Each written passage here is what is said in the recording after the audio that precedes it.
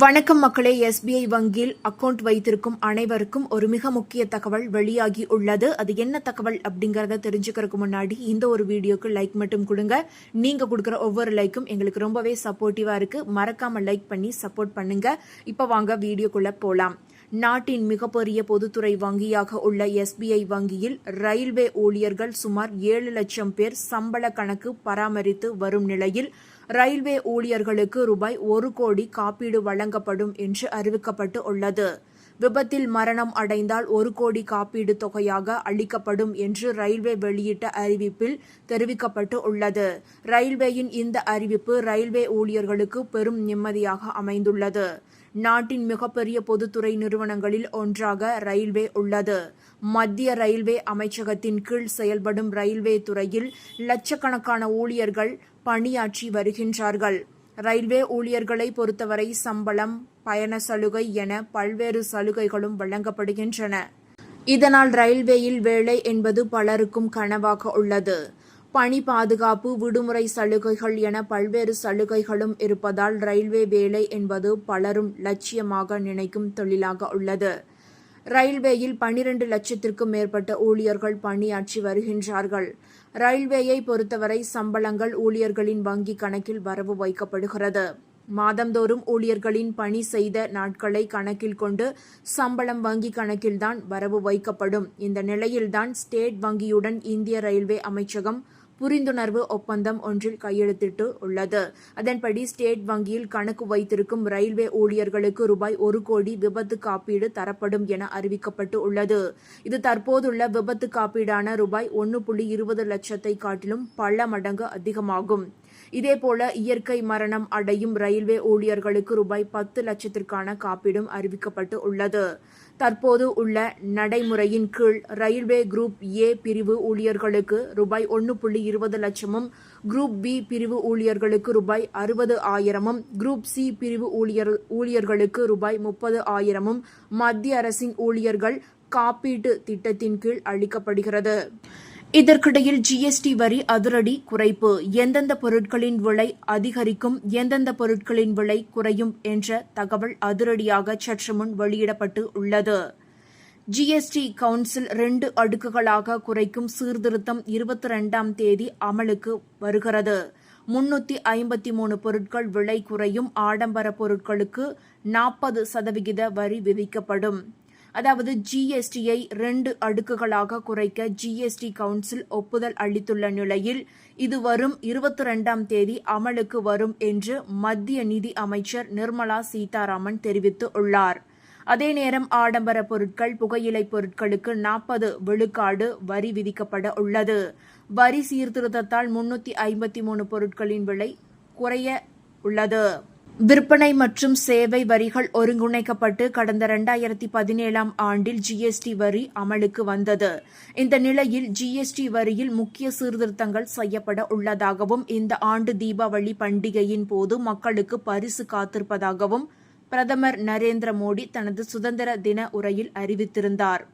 இந்த நிலையில் மத்திய நிதி அமைச்சர் நிர்மலா சீதாராமன் தலைமையில் 56வது GST கவுன்சில் கூட்டம் டெல்லியில் நடைபெற்றது.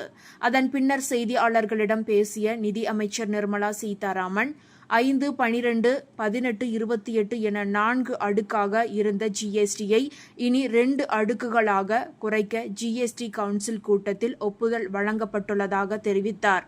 இதன் மூலம் பல்வேறு பொருட்களின் விலை குறைய உள்ளதாகவும், GST வரி சீர்திருத்தம் வரும் 22ஆம் தேதி முதல் அமலுக்கு வர உள்ளதாகவும் அவர் கூறியுள்ளார். மக்கள் அன்றாடம் பயன்படுத்தும் பால், பன்னீர், ரொட்டி, இந்திய பிரெட்டுகள் ஆகியவற்றுக்கு GSTயில் இருந்து விலக்கு அளிக்கப்பட்டுள்ளதாக கூறியுள்ளார். இதேபோல மாணவர்களுக்கான நோட்டு புத்தகம், பென்சில், அழிப்பான், மேப், தனிநபர் காப்பீடு, மருத்துவ காப்பீடு, 33 உயிர்காக்கும் மருந்துகள் மற்றும் புற்றுநோய், அரிய வகை நோய் மற்றும் நாள்பட்ட நோய்களுக்கான மருந்துகளுக்கு GST வரியில் இருந்து முற்றிலும் விலக்கு அளிக்கப்பட்டுள்ளதாகவும் தெரிவித்தார். தேங்காய் எண்ணெய், சோப், ஷாம்பு, பற்பசை, மிதிவண்டி, மேசை, நாற்காலி, சர்க்கரை, காஃபி, வெண்ணெய், நெய், சாஸ், சாக்லேட், பிஸ்கெட், உலர் பழங்கள், மார்பிள், பார்வையை சரி செய்யும் கண்ணாடிகள், புதுப்பிக்கத்தக்க எரிசக்திக்கான சாதனங்கள், சமையல் பாத்திரங்கள், மருத்துவ கருவிகள் உள்ளிட்டவற்றுக்கான ஜிஎஸ்டி பல்வேறு விதமாக இருந்த நிலையில் அவை 5 விழுக்காடாக குறைக்கப்பட்டு உள்ளன.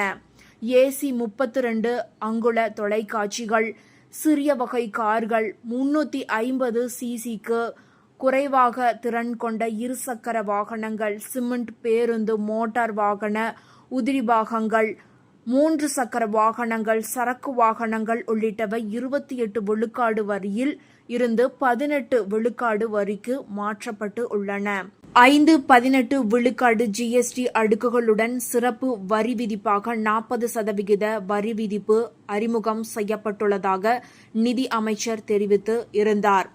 அதாவது அதன்படி குளிர்பானங்கள், எஸ்யூவி ரக கார்கள், சொகுசு கார்கள், தனிநபர்களுக்கான விமானங்கள் உள்ளிட்டவற்றுக்கு 40% ஜிஎஸ்டி விதிக்கப்படும். புகையிலை, பான் மசாலா, சிகரெட் ஆகியவற்றின் மீதும் 40 விழுக்காடு வரி விதிக்கப்படும் என்று அறிவித்தார். மறுசீர் அமைக்கப்பட்ட ஜிஎஸ்டி விகிதத்துக்கு ஜிஎஸ்டி கவுன்சில் ஒப்புதல் அளித்துள்ள நிலையில் 12% கீழ் வரி விதிக்கப்பட்டிருந்த 99% பொருட்கள் 5%ற்குள் கொண்டுவரப்பட்டு உள்ளன. அதேபோல் 28% வரி விதிக்கப்பட்டிருந்த 90% பொருட்கள் 18% வரி விதிப்புக்குள் கொண்டுவரப்பட்டுள்ளதாக மத்திய நிதி அமைச்சர் தெரிவித்து இருந்தார். இதன் மூலம் ஒட்டுமொத்தமாக 353 பொருட்களின் விலை குறைய உள்ளது.